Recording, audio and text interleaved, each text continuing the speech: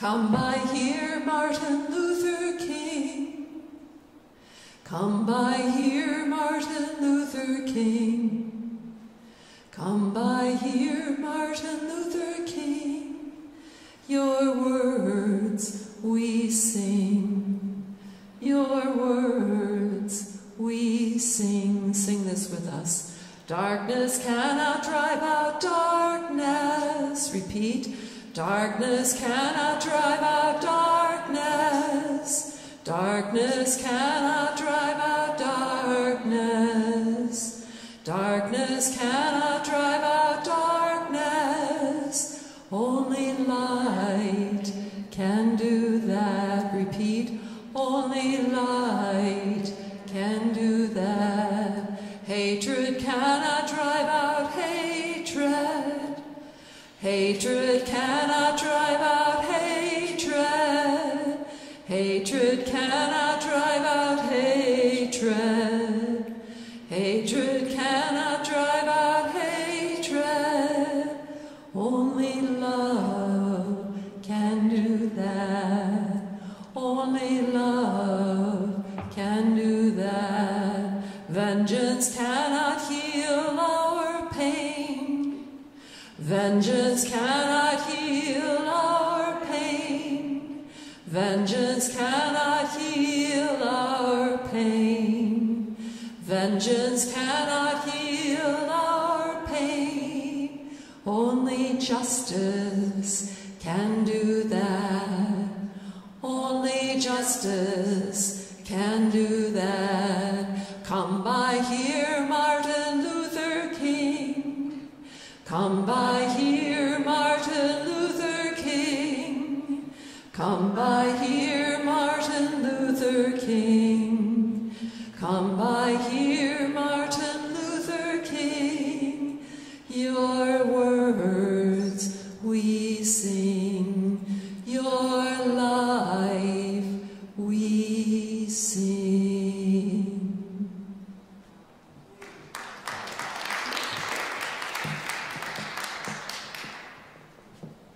Welcome. We're so happy to have you here. Thank you for coming. And those of you who are far, far away, thank you for streaming. I know that I have friends in England who are streaming, so hello on the other side of the pond. Who have you got, Gloria? You got folks? Hello to all of you, near or far. I'm Kristen Lems. And I'm Gloria McDaniel. And we're very happy to be presenting some interesting ideas and songs for you this evening. And the first couple of songs are on the concept of remember and honor. I thought about what we're going to sing tonight, and the first thing that came to my mind was we must remember and we must honor.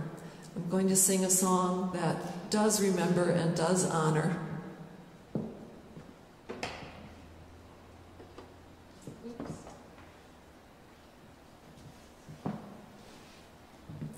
I learned this song in 1964 or so when I was just starting out as a folk singer.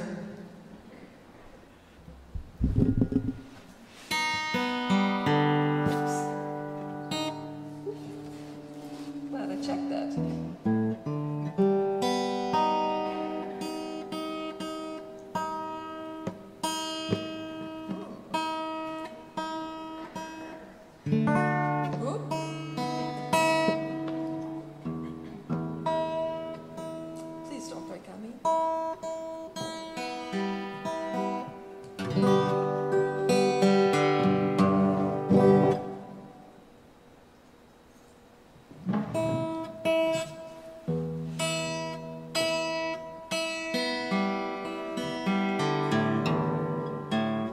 This song is always attributed to Joan Baez. She didn't write it, though.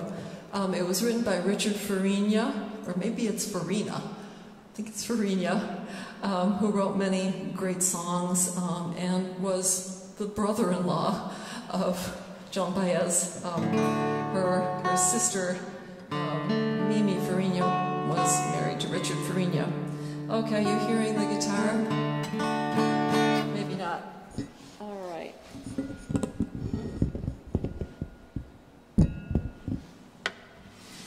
Well, this is about an event you can show the next slide. From September 16th, 1963.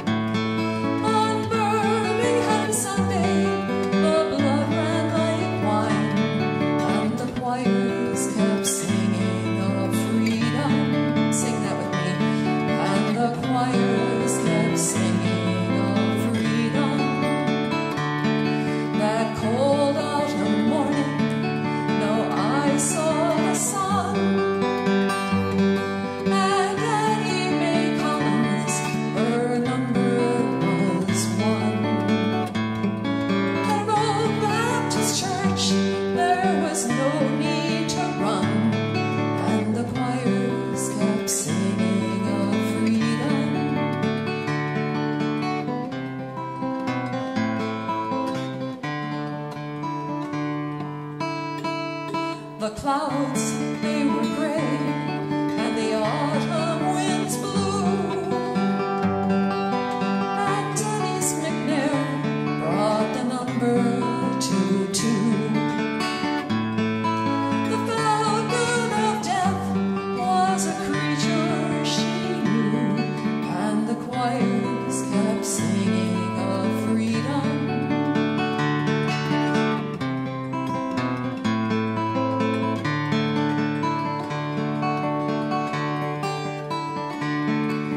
Church, it was crowded and no one could see.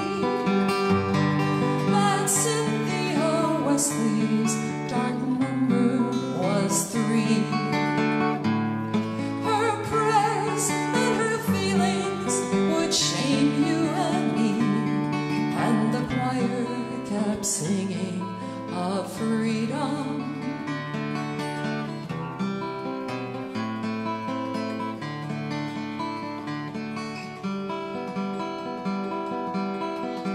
Young Carol Robertson entered the door, and the number her killers had given was 4.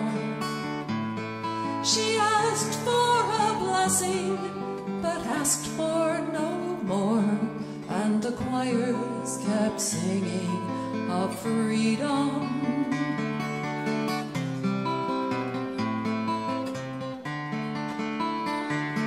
On Birmingham Sunday, a noise shook the ground, and people all over the earth turned around. For no one recalled a more cowardly sound, and the choirs kept singing of freedom.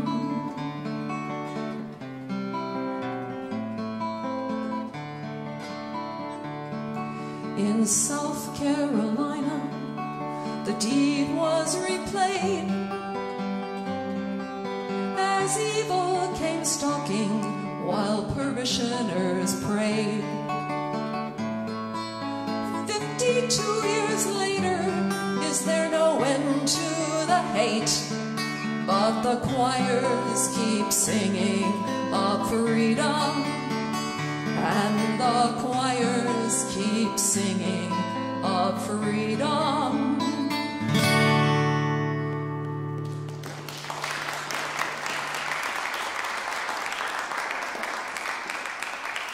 I don't think I should have started that so early in the show. You can show the next slide. And these are the folks in the last verse, 52 years later.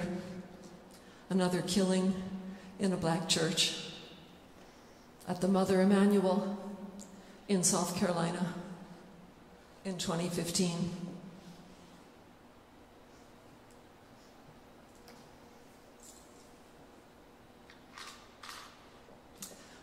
But people do triumph and fight back, and there's a name that we know that we can rejoice did what she did.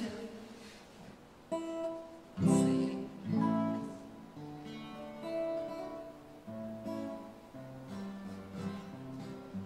You can go to the next slide. And Gloria, maybe you're going to have something to say about this. I think you are. Go ahead. So, it just so happens that the year that Emmett Till was murdered and the year that Rosa Parks was arrested on the bus was the year that I was born. And so I feel like I was brought here for a particular reason on earth and brought here this evening for a particular reason too. I've lived civil rights, and it's just so different when you first realize that you're so different and that people just don't like you because of the way that you look. And so it's something that I've dealt with for my whole life, but with friends like you and the people here, and Sophie, my friend from National Louis also, I'm learning to use my voice. We're so glad you're here. Thank you.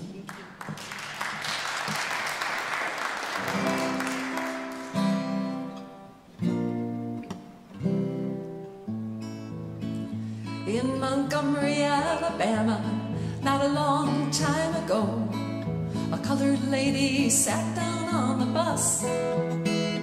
She was tired, she did day work, she scrubbed floors, her feet hurt, and since that day she changed the world for us. Because she said, no sir, I won't get up. I'm tired and I want to sit down and I won't get up. You can talk about Martin Luther King, have demonstrations, anything. Just remember who began it, Rosa Parks. I changed one of the words to this song because it causes harm and hurt, even though it's supposed to show how bad the bus driver was. Well, in this wide and wicked world, tell me what kind of man would say to a nice young lady, better get up? Well, she was just like me and you, and she did what she could do, and she said, no sir, I won't get up. Sing with me. Because she said, no sir, I won't get up, I won't get up. I'm tired and I want to sit down and I won't get up. You can talk about Martin Luther King, have demonstrations, anything. Just remember who began it, Rosa Parks. Well, now one day the South will rise and the North will realize who our heroes really truly are. And then we'll tear down those statues of Confederate heroes and put one up for good old Rosa Parks. Yes, let's hear you, because she said, no sir, I won't get up, I won't get up.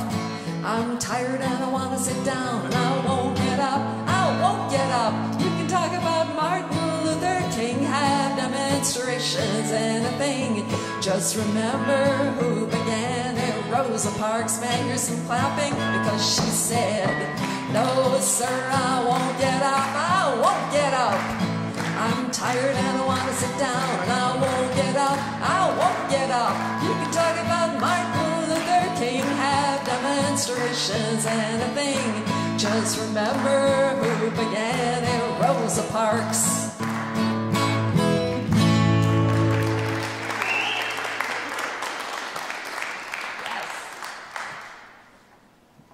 Thank you.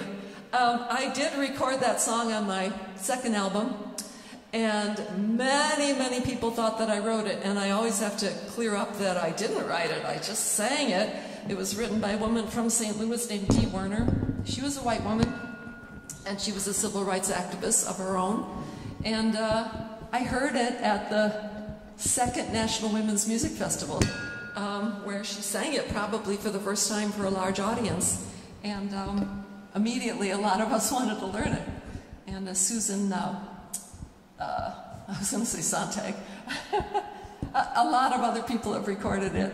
But it's important that we know who the authors are of these things. Is that going to stay up? No. You varmint, you. Okay, here comes the atom attack. He's going to fix it.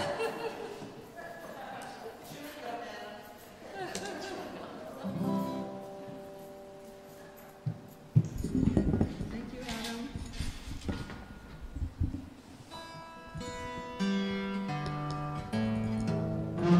Thank you.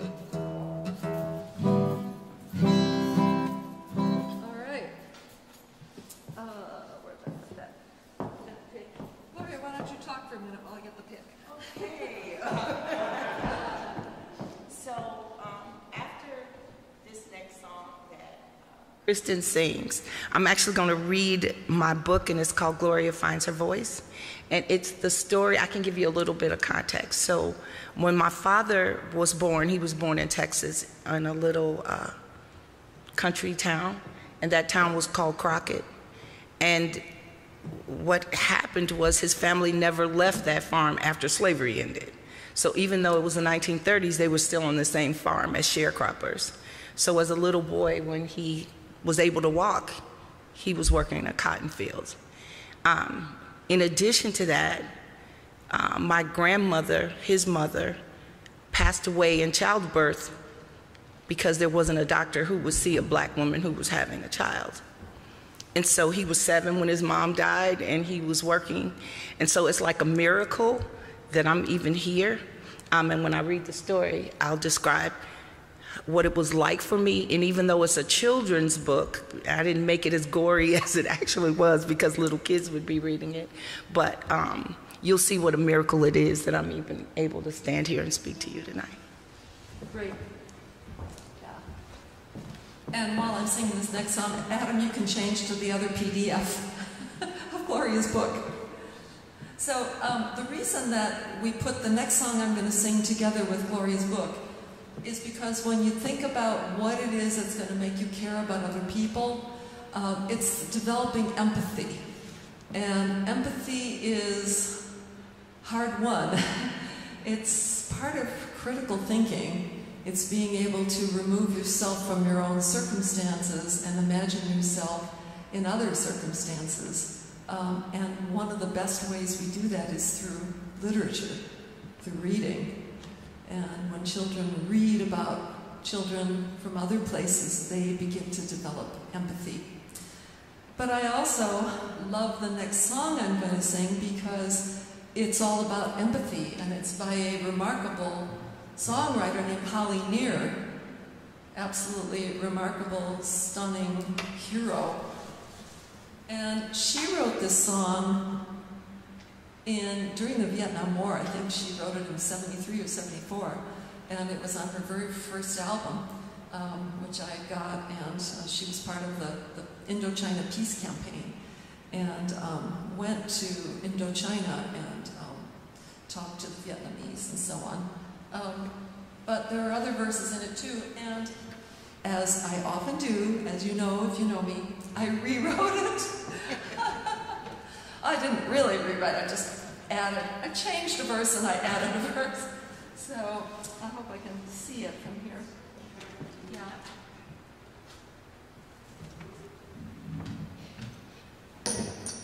That's called the folk tradition, right? If you think you just need to improve upon it a little bit, you know, especially gender-neutral language. Anyway, this is called It Could Have Been Me, but instead it was you.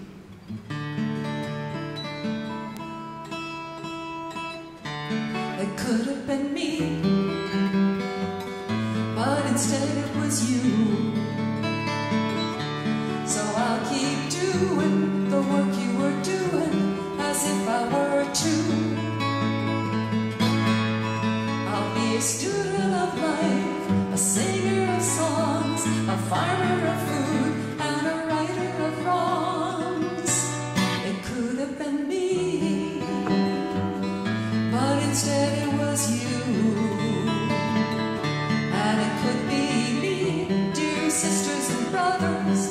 before we are through. So if you can live for freedom, freedom, freedom, freedom, if you can live for freedom, I can too. Students in Ohio and at Jackson State, cut down by a nameless fire one early day in May. Some people cried in anger, you should have shot more of them down. Ah, but you can't bury youth, my friend. Youth grows the whole world around. It could have been me, sing with me, but instead it was you. And it could be me, dear sisters and brothers, before we are through. I'll be a student of life, a singer of songs, a farmer of food, and a fighter so strong. It could have been me, but instead it was you. So I'll keep doing the work you were doing, as if I were too. And if you can march for freedom, freedom, freedom, freedom, if you can march for freedom, I can too. The junta took the fingers from Victor Jara's hands, and they said to their gentle poet, play your guitar now if you can. But Victor started singing until they shot his body down. You can kill someone, but not their song, when it's sung the whole world around. It could have been me, sing with me, but instead it was you. So I'll keep doing the work you were doing, as if I were too. I'll be a student of life, a singer of songs, a farmer of food, and a writer of wrongs. It could have been me, but instead it was you. And it could be me, dear sisters and brothers, before we are through. But if you can sing for freedom, freedom, freedom, freedom, if you can sing for freedom, I can too. A woman let her headscarf slide, enjoying her trip to town. Men of guns and ignorance, they broke Masa's body down. Now woman, life and freedom echoes across the land. We heed their cry, we won't let them die until they have a plan. It could have been me, but instead it was you. So I'll keep doing the work you were doing, as if I were too. I'll be a student of life, a singer of songs, a farmer of food, and a fighter so strong. It could have been me, but instead it was you. And it could be me,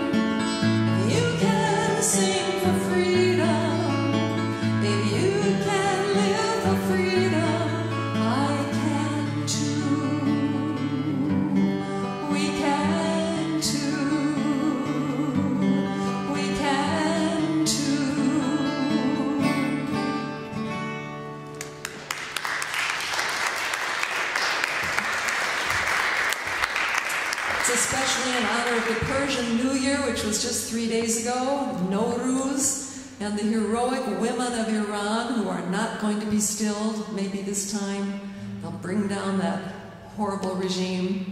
So, all power to the women of Iran. Yes. Okay.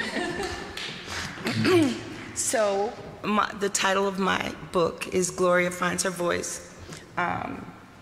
It's written for, I would guess, children who are about ages 8 to around 12. And I've read this book in numerous schools and to numerous class groups. But in the background, where it says STA, is St. Thomas the Apostle, the school that I finally went to in Hyde Park that like changed my life. So, I didn't give her a proper introduction. I have a whole bio. Let me introduce you. Dr. Gloria McDaniel Hall is an assistant professor in the Educational Leadership Department at National Louis University in Chicago.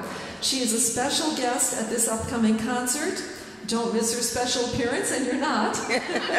She has been a school principal, a director of school quality and curriculum and instruction specialist, and a classroom teacher with a tenure of more than 40 years as an educator. She presents and publishes in many venues and co-leads the Racial Justice Task Force in National College of Education.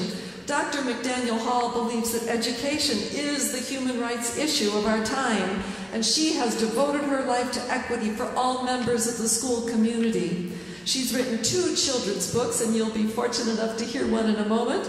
The first, Gloria Finds Her Voice, is about her own journey as one of the first children to integrate a school in Galveston, Texas. The second, called Peyton Finds a Friend, recounts a first grader's first days in a new school. And we do have copies of both of those books here at the back. I hope you'll get one during the intermission. Gloria has made solo pilgrimages to the important sites of the modern civil rights movement and the sites where enslaved ancestors suffered and endured the shameful history of slavery in the U.S. Gloria is that rare combination of brilliant, hungry, and an ebullient nature, and I am enormously grateful that you are gracing us tonight. Thank you. That was so... Thank you. So, on May 17th, 1954, the Supreme Court decided something very important for our country. There was a special case called Brown versus the Board of Education of Topeka, Kansas. They decided that schools that kept children of different races from learning together were not fair. The judges said separate cannot be equal. They told all the states that they needed to figure out how to integrate their schools. That means that children of all colors could finally go to school together and learn with each other. Some states complied quickly, and some other states refused for a very long time. Galveston, Texas finally integrated their schools in 1961, and Gloria was in kindergarten that year. This is her story. Before Gloria was 5, she didn't know that there was a difference between her and other children. She knew that her family members loved her. She lived with her grandparents in Galveston. She had lots of cousins like Bessie and Dennis and Janice to play with. Gloria was happy, and she loved to laugh and play with the friends on her block. This is the story of how schools changed Gloria's life. When it was time to go to kindergarten, she was so excited. She had some new dresses, and although she didn't understand why, she found out that she was going to be able to go to the Alamo Elementary School. It was so much closer than the school she was originally going to. It was right down 53rd Street, actually like a block from my grandparents' house. It was here, right on 53rd Street in Galveston, that Gloria learned many new messages about herself. She was treated very badly by some people who yelled mean things as she walked to and from school. Some of them pushed her, one person kicked her. People said really horrible things, and they made her feel like she didn't belong there. And some of the things that people were saying were, go to your own school, blacks and whites don't belong together. They were saying things that were much worse, but I couldn't write them in a children's book. And it was adults like kind of lining the streets and just yelling and saying like the meanest things you can imagine. There were only a few black students at the Alamo School, but none of them was in kindergarten but Gloria. And even though she still can't remember anything about what happened inside that school or inside her classroom, she did learn these things. She was not wanted there. She was not like the other kids. Her skin was too dark, and when she tried to say anything, it made everything worse. So Gloria stopped talking. She lost her voice. I literally couldn't talk. I don't know what my brain did, but that was it. I stopped talking. I figured if you just stay quiet, they won't notice you. She really started to believe all those mean things that people said to and about her. So just at age 5, her self-concept was formed. Everyone at home wondered what happened, but because she didn't communicate anymore, nobody could figure it out. Then, when Gloria was 7, her parents moved her to a new city in a new neighborhood in Chicago and a brand new school. Everything was different. Gloria's new neighborhood was called Hyde Park, and there were all kinds of people there. And these people actually smiled sometimes when she walked by them, and she smiled back. It felt good. She actually still lived by 53rd Street, but walking on this 53rd Street was really different than it had been in Galveston. Gloria's school was different too. There were more black children than just her in her classroom. There were Asian children and white children, all kinds of children. There was even a boy from South America. The first amazing thing that happened was that her new teacher, Sister Christella, gently touched her hand and guided her to her seat on the first day there. So you can imagine, I get to school and Sister Christella was not African American. And she touched me and she said, "It's gonna be okay, I'll take you to your seat." It was the first time that anybody who was a white person had touched me in a gentle way. And as soon as she did, it was like magic. I'm like, whatever that lady just did, that's what I'm gonna do for the rest of my life. I decided that day that I was gonna become a teacher. And I became a second grade teacher too. But anyway, Gloria was still really shy and embarrassed too, because even though she was 7, she was almost as tall as her new teacher. Gloria loved Sister Christella from the moment that she met her. Her voice was calm and friendly, and she made students feel like they could do anything. And actually, I found Sister Christella through Facebook, and I talked to her. That's me and her. And I said, "Sister Christella is Gloria." And she was like, "Huh?" Like, yeah, I'm 85. I don't remember all you kids I had. I'm like, "But I was the one, you touched me." And she's like, "Sorry, baby." But anyway, another amazing thing happened during recess. When they all went outside, Gloria just knew that she'd be playing alone. But all the girls came over and invited her to play with them. Lisa Lewis was her first friend. She was so nice. She even walked to and from school with Gloria some days. Maybe Sister Christella had asked the girls to make her feel welcome, but it didn't matter why it happened. Gloria started to feel really good about school. She started learning so much. There were even times that she really wanted to speak up and answer a question, but she never did, even when she was sure that her answer was the right one. She did all of her assignments though, and she got really good grades, and she learned that she could express herself through her writing. Her teachers added really supportive comments on her papers. And then one day it happened. It was 7th grade, it was math class. Gloria loved math class, especially when they learned algebra. Nobody knew the answer, and she was sure that it was 2x plus 5. She worked it twice in her math notebook. She double-checked the negative and positive signs, and then she raised her hand slowly. The teacher thought maybe she needed a bathroom pass, but when she said she knew the answer, everyone turned and looked at her in amazement. They had never heard her voice inside the school building, so it took 5 years. Then she whispered, "Is it 2x plus 5? And Mr. Callahan leaned in to hear her, and he proclaimed that he was right. She was right, and he also said, "Nice work, Gloria." Gloria still didn't answer a lot, but she wasn't completely silent in school anymore either. Her teachers and friends helped her to learn to express herself. They cheered her on, and they made her feel supported. They helped her find her voice. Gloria became a 2nd grade teacher when she grew up because of Sister Christella. She even became a principal and a college professor. She knows that although she went through some tough things, those things probably happened so that she could better understand how important it is to make sure that her students feel safe enough to speak up for themselves. She makes sure that all her students feel safe enough to make mistakes too, because that's how we learn. She lets them know that their opinions matter. She teaches them to speak up. Gloria helps others find their voices. So at the end, I just have some information about selective mutism, which was what I actually had.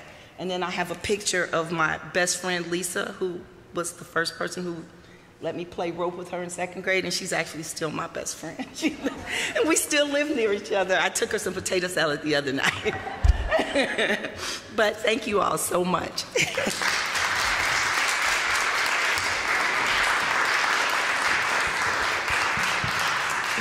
I think we have time if anybody has a comment or a question that Gloria could respond. Anything. Although if they're in England, we really can't hear them. I'm sorry. Yes, yes, and then, okay. No, you go first, and then I'll go right back. So you were born in Galveston? So no, I wasn't born in Galveston. So what happened was, I'm gonna give you the 1-minute version. So my dad figured out that the only way that he could escape Texas was to join the military. So he joined the Army as soon as he could. He was 18, and he got shipped all around, and then he ended up. Is this one better? Is it, I think that, oh, okay. Yeah, once we get it. You just have to use it. Yeah, I said. So he got stationed. The final place that he was stationed was Panama, and he didn't speak Spanish. My mother didn't speak English. They met each other there, and that's where I was born. So my question, though, yes. was going to be African American. When you were in Galveston, did they ever teach you about what happened with the Galveston flood in 19? So I heard about that later. Yeah, I heard about that later.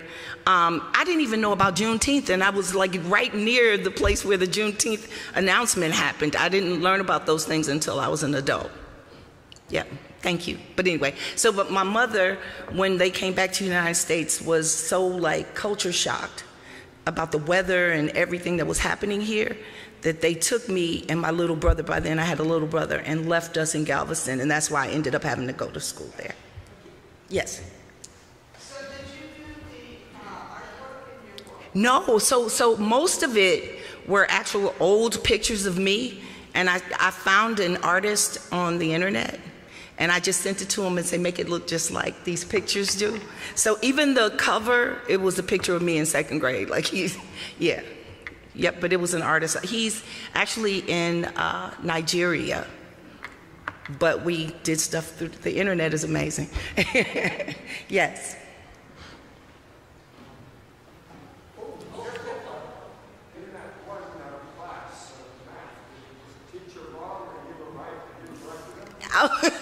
No, well, math, and you know what? There were so many days that the answers were in my head, and then somebody else would say it. I'm like, oh. But the teacher, I think that all the teachers probably were meeting about me and really concerned that I never said anything.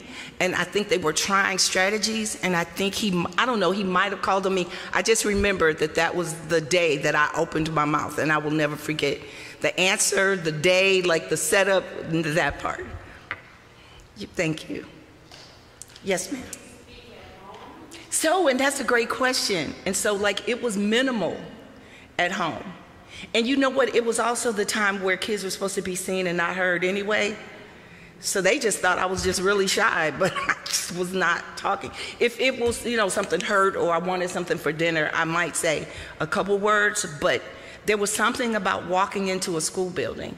And when I said that I don't remember anything that happened in the classroom, my mind is completely wiped out of what happened, and I was in there for 2 years. So I don't think that I know nobody talked to me all day. And they had just integrated the school, so I'm sure they didn't let me go to their bathrooms. They took my lunch outside and tossed it. So I think I just sat there all day. And then I couldn't put my hands on the books that white children would touch, so I don't think I had books. But when I visit Galveston, because I still have family members there, I go to that school, and they let me walk the halls all the time. So that's how the picture was, the actual Alamo School. I go there all the time trying to remember, but I can't. Trauma. So, you know what? And what happened is the school actually is a district office now instead, but I think I should take some copies there. I think I should. I think I should. They probably ban it though. It's in Texas. They're not gonna let me read that there. Okay. Thank you. Thank you so much.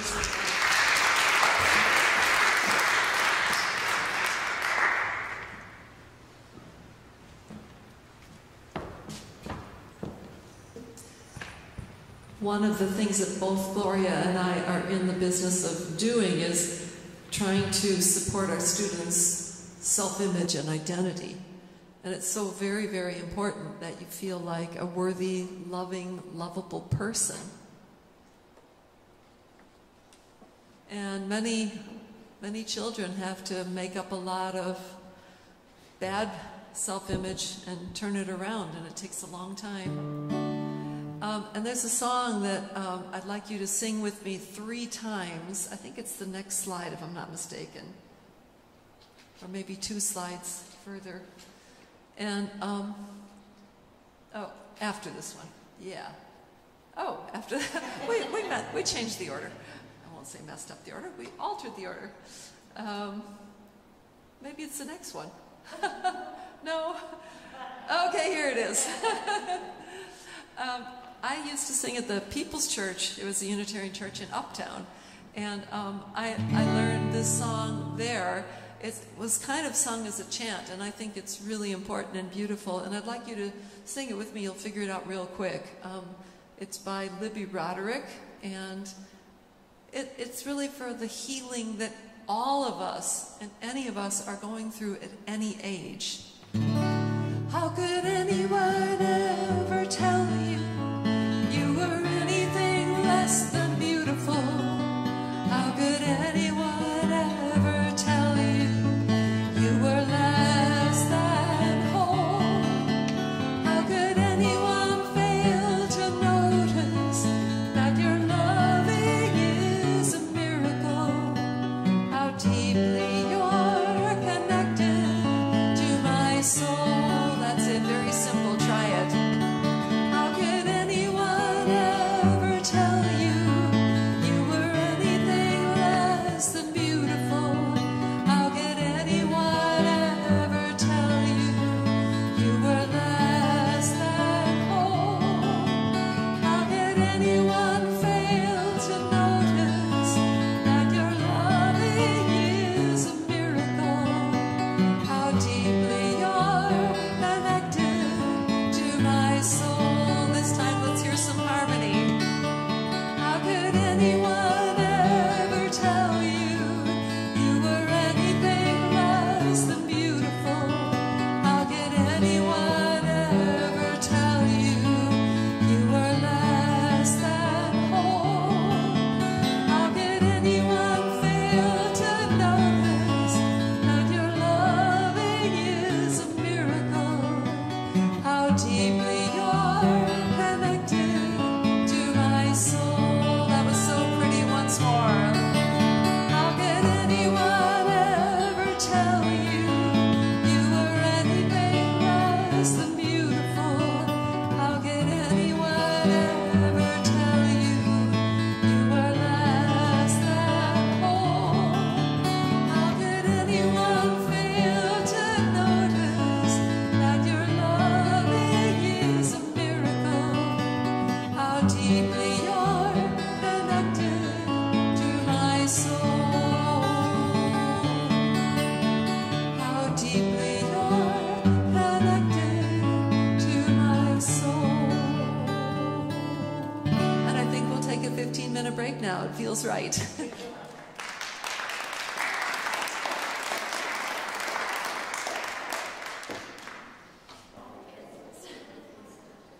Hello, hello, hello. All right, our second half. So I'm going to start at the piano, and any possible pretext that I have to play this piano is one that I will take. It is a gorgeous piano. I'm told, Jane Banner told me that my mom helped pick this piano way back in the early 60s. I like to think that. So, Well, beloved community requires accepting and caring about a lot of people that are on the fringes. And I wanted to sing this song that I wrote when somebody challenged me in late 1970s and said, why don't you write a song about heterosexual privilege? And I knew what that was already. I knew. There's all these assumptions that, these heterosexual assumptions, I guess you call cisgendered assumptions that people made. And so I wrote this song called How Nice, and it's been recorded a lot by a lot of people, and I'm very, very happy that I could move into the shoes of others and sing. I used to sing at a gay bar in Champaign-Urbana on their Sunday brunches, and as I recall, there were plenty of drag queens there. I don't remember it being any problem. We just all got our food and pranced about. So anyway, no animals were harmed in the making of the brunch. So the song is called How Nice, and it's on my second album.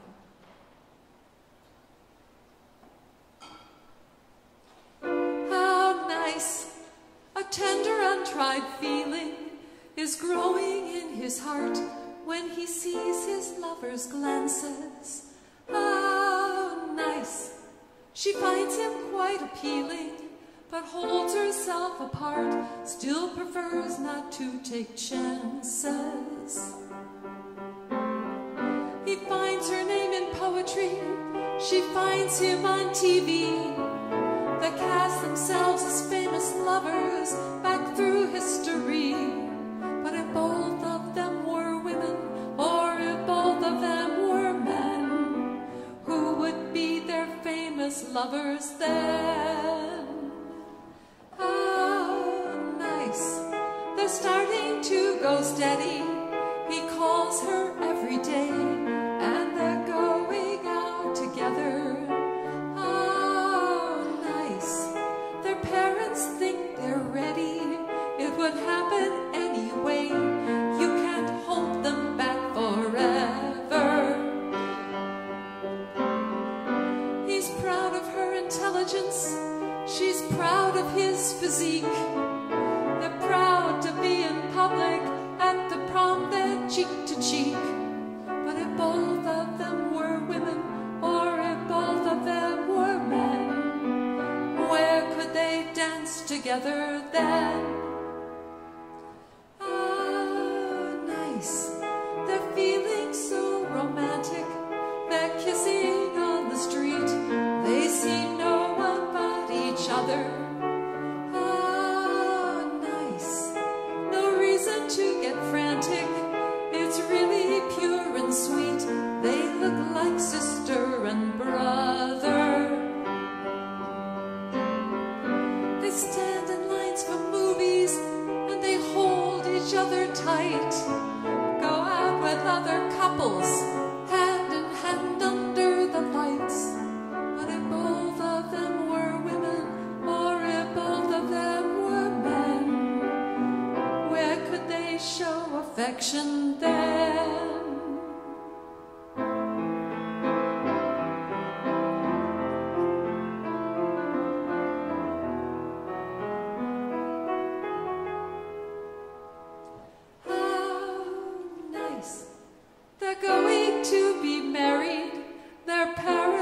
So worried that there wouldn't be a wedding. Ah, nice. Traditions have been carried. Now the family's in a flurry. Oh, it's such a happy ending. With rings and vows and showers, they will certify their love. With presents from the relatives and blessings from above. But if both of them were women, or if both of them were men, who would congratulate them then? How nice, how nice, how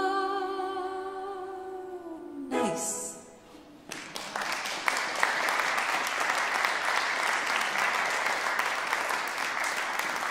You know, we thought we could shelf that one, right? We've got marriage equality.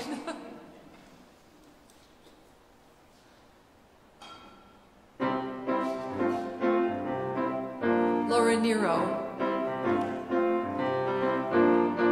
Come on, people, come on, children, come on down to the glory river. Gonna wash you up and wash you down. Gonna lay the devil down. Gonna lay that devil down. Come on, people, come on, children. There's a king at the glory river, and the precious king, all the people to sing. Babies in the blinking sun, and we shall overcome. I got glory in my soul. Sure, I'm gonna keep it till the glory roll. In my mind, I can't study war no more. Save the people, save the children, save the country, save the country.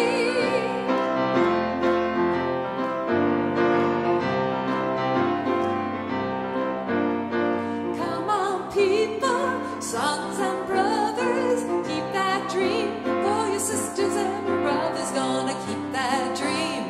Now watch that dove. We can build a dream with love. We can build a dream with love. I've got glory in my soul. Sure, I'm gonna keep it till the glory roll. In my mind, I can't study war no more. Save the people, save the children, save the country, save the country, save the people, save the children, save the country, save the country.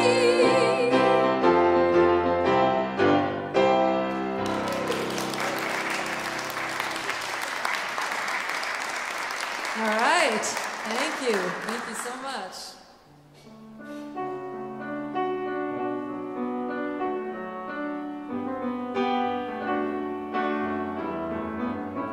This is still Women's History Month, isn't it? Sound of one hand clapping sometimes, right? This song is for all women in struggle, forced to make their troubled ways alone.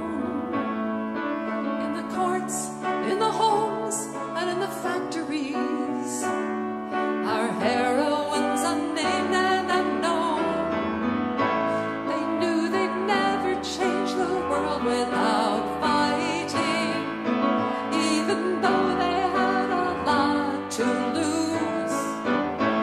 If you can stand the pain, it's worth deciding to defend a woman's right to choose. Oh, my sisters, dear sisters, be strong. Before we had a movement to call our own, there were women fighting one by one. And even now, when the going gets tough, there are times there seems to be no one. But we can never change the world without fighting, even though we have a lot to lose. If you can stand the pain, it's worth deciding to defend a woman's right to choose. Oh, my sisters, dear sisters, be strong. Whatever rights we cherish now,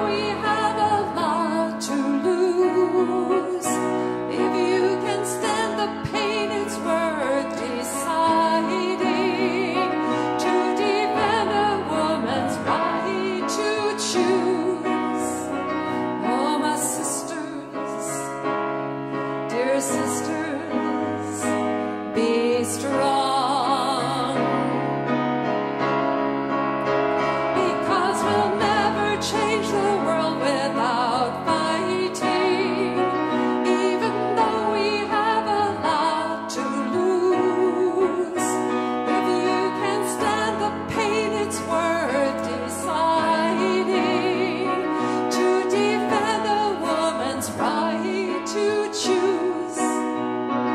Oh, my sisters, dear sisters, come along.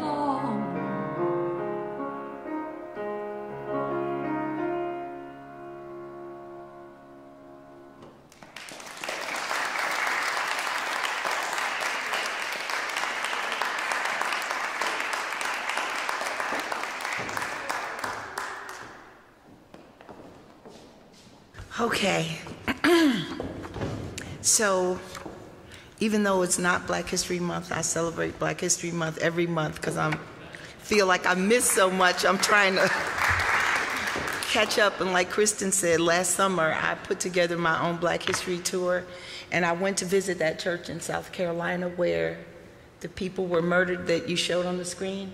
And it was so beautiful because as I walked up, the church has these bells that play, and I happened to get there and the bells just started playing. And there was a maintenance man who said, "You look like you're here looking for the entrance where he came in." And he showed me, and they were just in Bible study. And this man participated in Bible study with them and then killed 9 people. It was so, but still, like I was telling Kristen, even though these stories seem awful, it's still like a story of joy and resilience because I'm still here and I'm going to keep talking about it as long as So by the time it was 1995, I was teaching middle school, and when we used to have to do performances for Black History Month, I would always compose the poetry that my students were going to read in the assembly. And so Kristen asked me to read this poem that is entitled "What My History Means to Me." So it seems a little elementary, but I wrote it and my kids who were 6th graders performed it. So my history means more to me than just studying a biography. It means that I have a duty for myself and for my community. My ancestors were captured and forced into slavery. It makes me appreciate what it means to be really free. I'm descendant from beautiful brown queens. They use perfume, jewelry, and other modern things. My ancestors developed algebra and number systems too. They came from Egypt, Cameroon, and Timbuktu. These beautiful people were stolen away, taken from the western coast and carried here to stay. We were stripped of our customs, heritage, and family bonds, brought here against our will over salty ponds. We knew nothing of our captors nor of our fate. We worked this land for hundreds of years for our freedom. We just couldn't wait. We struggled for the right to be called more than 3/5 of a man. Finally, the amendments of the Constitution gave us a helping hand. But true freedom is more than what can be written in a law. It has to be realized for all people without a single flaw. Many people worked hard to secure our civil rights. Many of them were killed before they could even see the lights. Because of the struggles of those who came before me, I now have the freedom to be the best that I can be. A good education is a must, that's true. So staying focused on my goals is what I must do. Although slavery has legally come to an end, we can still be slaves to other things, my friend. So instead of shaming and blaming one another, let's make sure we take the high road, my sister and my brother. But we got this. We have to. It's what our heritage demands. Let's dream big, work hard, and fulfill our ancestors' plans. Thank you.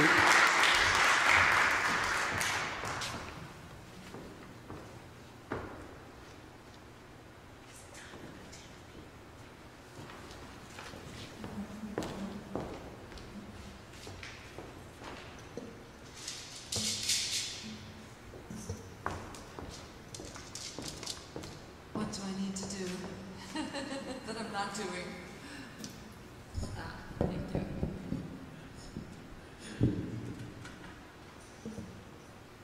All right.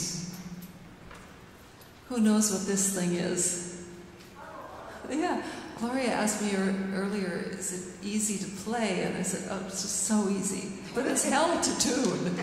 So, you know, the trade-off, right? Talking about resilience and the ability of people to change, I think it's very important to remember that people can change their minds and learn. And they don't all, those that can't and continue to be violent and evil just need to be stopped. But this song, believe it or not, I'm sure you've sung it somewhere, was written by a slaver who then became an abolitionist. You know what song this is? It's Amazing Grace. Yeah, I had a whole slide about it, but it was in the other PDF, so maybe we can't put it up. But if you can quickly find that, I did put the lyrics so that everybody could sing along with me.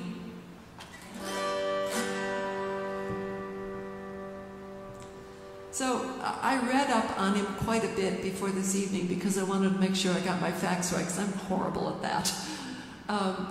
He did not become an abolitionist because he almost died in a close call, shipwrecked. He became an abolitionist. He was a British guy, English guy, who was part of the slave trade, the transatlantic slave trade. And he was almost died in a shipwreck, but he still kept his slaving ways. But then he got involved in religion, and he actually had religious training. And by the end of the, put up the slide so I know what year he wrote it. I forgot. Anyway, 17-something. Yeah, I mean, pretty early. So.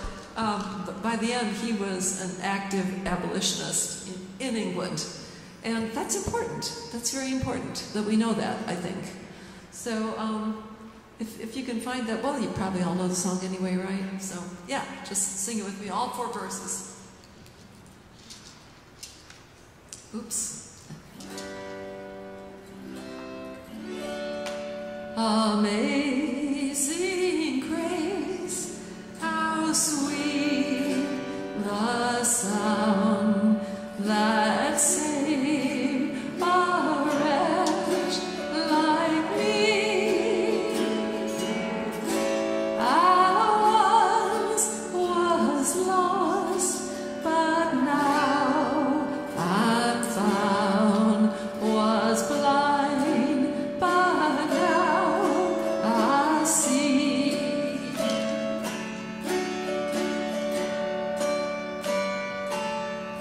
'Twas grace that taught my heart to fear, and grace my fear relieved.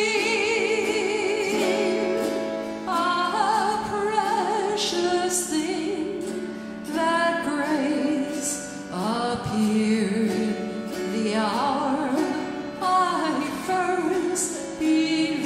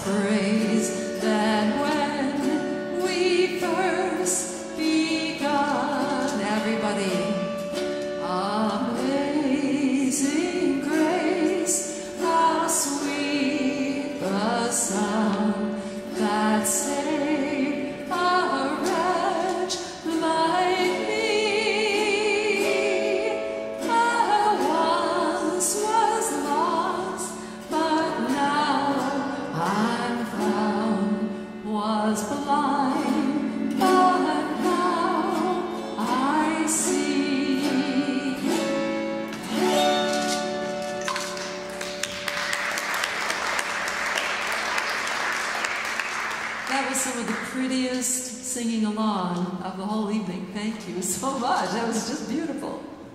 Gloria, would you like to read that other poem, the Maya Angelou? Are you up for it? Sure. Can she say no? So this text is entitled "Life Doesn't Frighten Me." Kristen is like clairvoyant, asking me, your water, Kristen, asking me to read this, because at times life does frighten me, right? I have a son and I have 3 grandsons, so life frightens me a lot for them. But this book is kind of cool. By Maya Angelou, it's a poem.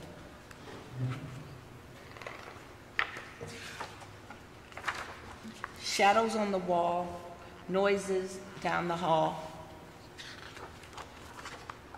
Life doesn't frighten me at all. Bad dogs barking loud. Big ghosts in a cloud. Life doesn't frighten me at all.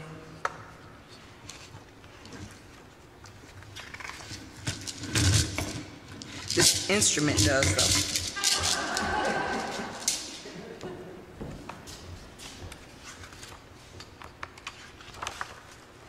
Mean old Mother Goose, lions on the loose, they don't frighten me at all. Dragons breathing flame on my counterpane, that doesn't frighten me at all. I go boo, make them shoo. I make fun, way they run. I won't cry, so they fly. I just smile, they go wild. Life doesn't frighten me at all. Tough guys fight all alone at night. Life doesn't frighten me at all. Panthers in the park, strangers in the dark, no, they don't frighten me at all. That new classroom where boys pull my hair, kissy little girls with their hair in curls, they don't frighten me at all. Don't show me frogs and snakes and listen for my scream. If I'm afraid at all, it's only in my dreams. I've got a magic charm that I keep up my sleeve. I can walk the ocean floor and never have to breathe. Life doesn't frighten me at all, not at all, not at all. Life doesn't frighten me at all. The end. Thank you.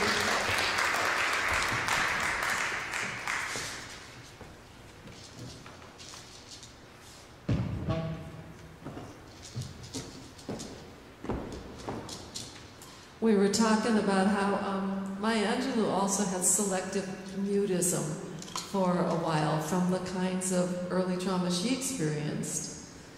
And now your voice, Maya Angelou's voice, can't steal that voice. I thought we'd end the evening with a couple of sing-alongs, which is the thing I love to do the most.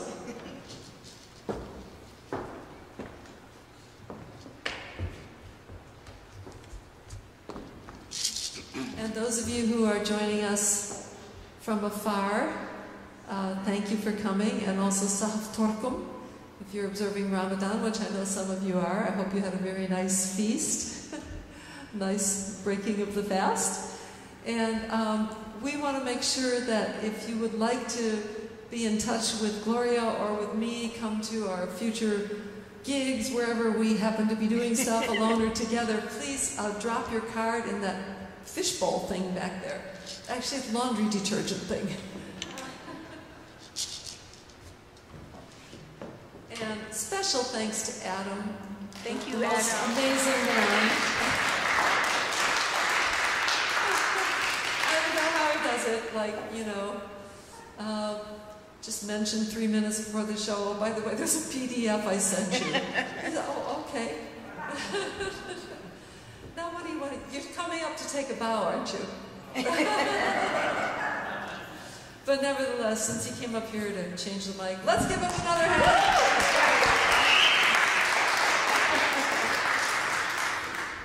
Thank you, Adam, so much. No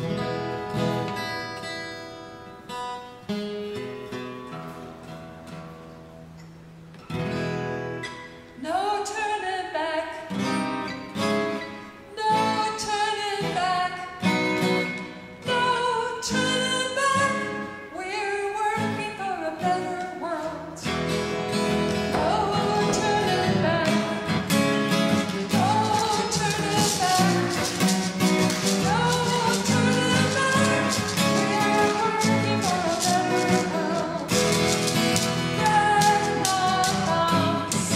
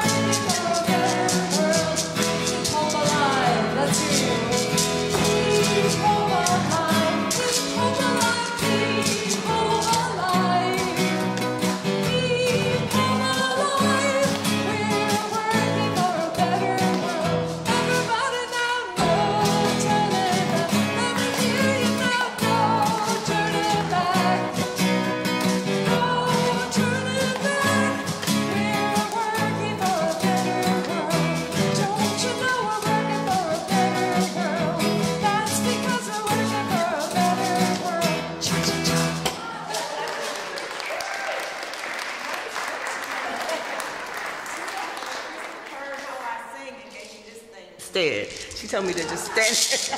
No, I'm just joking. That is a shakare from Africa, I'll have you know. Yes. And when you bang on the end of it, it makes a different sound. Nice. You hear it? The empty gourd, boom, boom, boom. All right. I got you.